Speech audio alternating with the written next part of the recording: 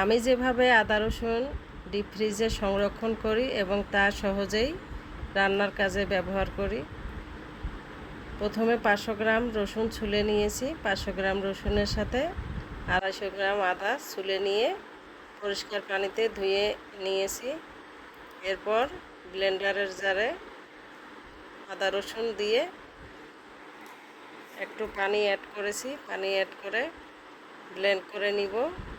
Blend করার পরে আদা রসুনের পেস্ট একটা ট্রেতে ঢালবো। ট্রেতে ঢালার পরে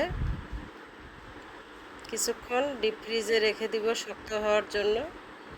শক্ত হয়ে গেলে ট্রেটি বার করে ছুরি দিয়ে পিস পিস করে কেটে এয়ারটাইট বক্সে রেখে দিব এবং আমার রান্নার সময় এই এয়ারটাইট বক্স বার করে